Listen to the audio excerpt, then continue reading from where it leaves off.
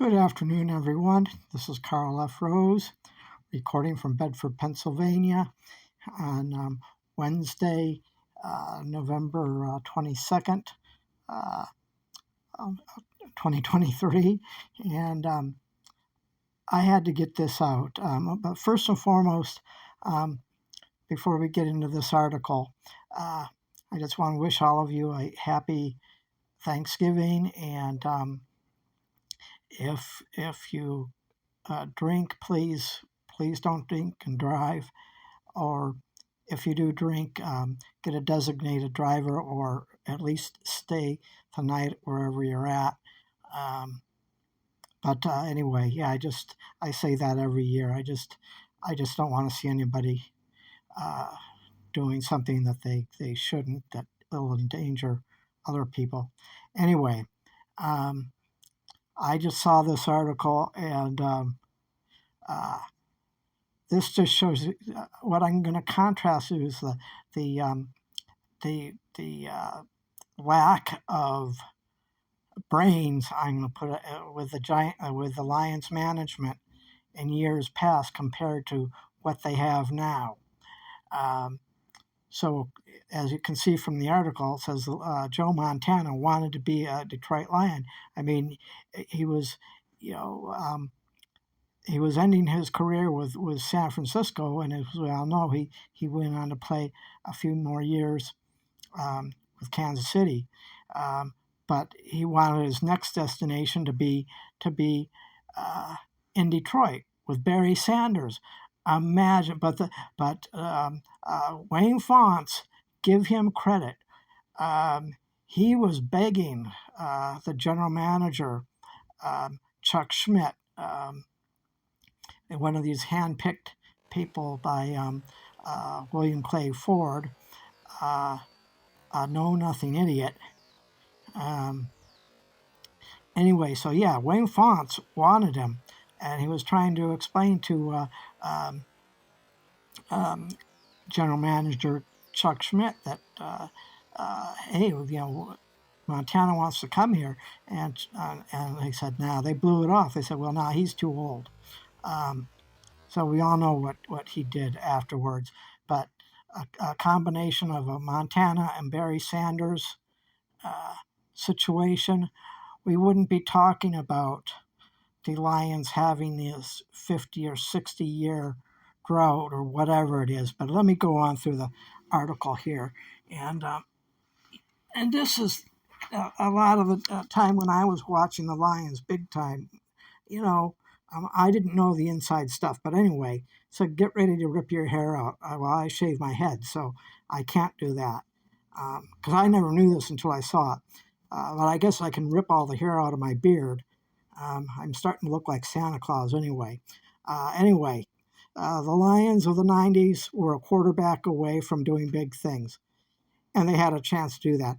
Going into the 1993 season, Lions had Rodney Peete, Andre Ware, and Eric Kramer. Kramer was okay. But he wasn't great. Eric Kramer is not going to be in the Hall of Fame, that's for sure. We're talking about a different level of quarterbacks here. Then things kind of worked out with Eric Kramer. Lions won the NFC Central and made it to the playoffs. But things could have been totally different. The Lions could have had Hall of Famer Montana instead. And according to Barry Sanders, Montana really did want to play for the Lions. He even called the Lions, I guess because Barry Sanders was on the Pat McAfee show. And so this is all going to be on the Barry Sanders thing tomorrow. And it said this nugget is apparently in the documentary, and Sanders confirmed it. But everything tracks with this. The 49ers wanted to move on to Steve Young after Montana missed the 91 season and most of 92. Young stepped in, and we all know what Steve Young did. Then Montana did play his last 49ers game against the Lions, and he went 15 for 21 for 126 yards and 2 touchdowns in just one half. Well, in just one half of the game. Then Lions were a year separated from making it to the NFC Championship game, and a lot of offensive weapons. So Montana could have been traded to Detroit. So Montana asked to be traded to Detroit. Lions turned on Montana because they felt he was too old and coming off injury. As I said, Montana ended up going to the Chiefs. I don't like using that word. Montana ended up going to Kansas City, and it led them to the AFC championship game that season. He retired after another playoff season in '94. So you see, Barry Sanders, that one deal, what my point is, Barry Sanders could have left the Detroit Lions on a winning streak and a potentially Super Bowl. And I just saw this. So this is going to be, this documentary is going to be on tomorrow for Thanksgiving. But it's really infuriating. And this is why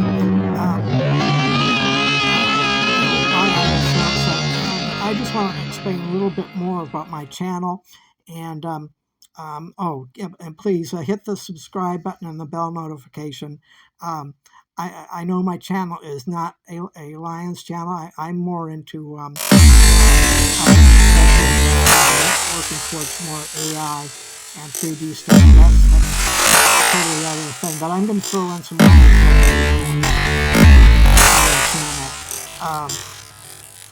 but let me explain why I switched. Well, first and foremost, I was doing Lions games, and finally,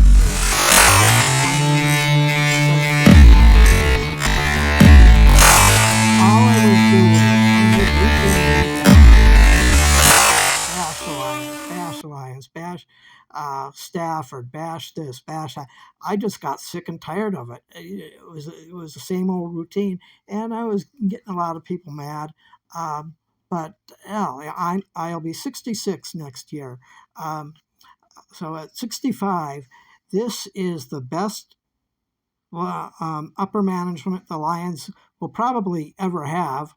And it looks like Brad Holmes and Dan Campbell will be around for a while. And let me just add this: Brad Holmes still has some things to learn. I mean, he's learning alongside of Dan Campbell, and Dan Campbell is really really showing it. What I didn't say in my other video is what I liked best. I mean, the last part of the game, the clock management was as Dan Campbell was just right on with calling the timeouts just at the right time, and that using the 2-minute warning, and using the clock to make sure that the Bears couldn't come back. But the big play was Hutch not doing the swipe spot. Whatever. He forced the fumble, and it ended up being a safety, and that basically iced the game. But anyway, that was last week. I forgot to mention all that, but yeah, it's really frustrating, and that's and for somebody like me, we've had to endure 50-something years of stupidity, and we finally got some brains in this organization. At the beginning of the year, I said the Lions would be 12-5. That was my prediction. I actually think they're going to exceed that. I think they're going to be 13-4. I see a loss against the Cowboys, and I'm going to lose a bet on that, and that's going to be like a $60 lunch. Ouch. So my ex-wife is going to love that.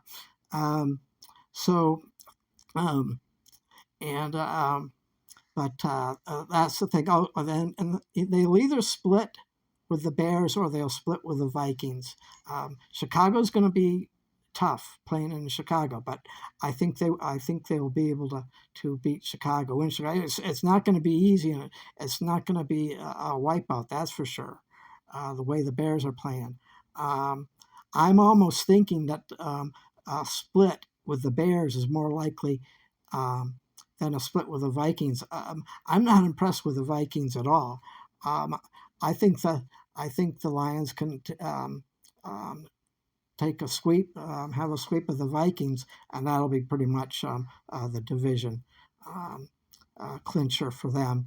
And but that's really it. But this is it's really irritating to know to find out just the level of stupidity.